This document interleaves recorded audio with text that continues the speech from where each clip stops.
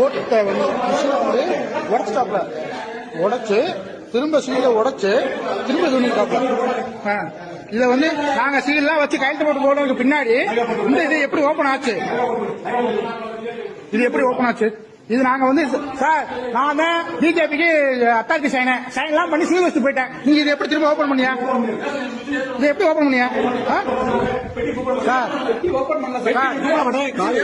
நீங்க தான் பொறுப்பு, நீங்க தானே பண்ணிய, நீங்க தானே சீல் வச்சிய வச்சியல்ல, அதை இப்ப திரும்ப எப்படி ஓபன் ஆச்சு? எதுக்கு ஓபன் பண்ணிய? எங்கிட்ட அப்புறம் சீல் வச்சு கைத்து வாங்கினீங்க சார்? உங்கள்ட்ட கலெக்டர் பேசினதுக்கு பின்னாடி நீங்க ட்ரைனிங் கொடுத்தா எல்லாம் பண்ணீங்க. நாங்க எல்லாரும் இருந்தோம்ல, நாங்களா போனதுக்கு பின்னாடி நீங்க எப்படி இந்த இதை ஓபன் பண்ணீங்க? இது வந்து தப்பு. நீங்க வந்து இல்ல பண்ணிக்கிறோம், கலெக்டர் சொல்லுங்க சார்.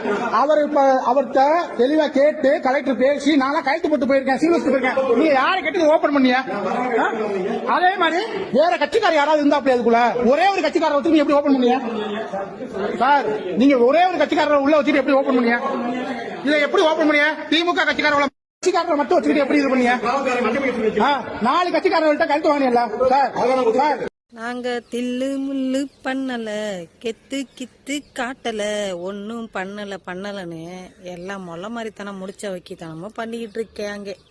ஓட்டுக்கு 4000 5000 பண்ண ஆரம்பிச்சு, புடவை டப்பா கொலுசு அது இதுன்னு ஆரம்பிச்சு, அதுக்கப்புறம் கள்ள ஓட்டு 100 டம்மி மிஷினு, அதுக்கப்புறம் இப்போ வந்து சீல் வைக்கப்பட்ட பொட்டிய உடைப்பு, அதுக்கப்புறம் வயசானவங்க இல்ல கண்ணு தெரியாதவங்க ஊனமுற்றோர் இவங்களுக்கெல்லாம் ஓட்டு போட முடியாதனால அதிகாரிகளே அவங்க ஓட்ட அவங்க கட்சிக்கு போட்டது இப்படின்னு ஏகப்பட்ட தில்லுமுள்ளு அராஜகம்.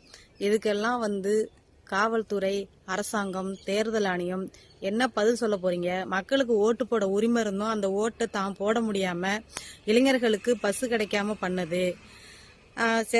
சில பேர்ல ஓட்டு போட வந்தா ஏற்கனவே அவங்களுக்கு வந்து ஓட்டு போட்டுருக்கு, உங்க பேர்ல ஓட்டு போட்டாச்சு அப்படின்னு சொல்லி அவங்க ஓட்டெல்லாம் பறிக்கிறது அப்படின்னு ஏகப்பட்ட அராஜகம் பண்ணிட்டாங்க.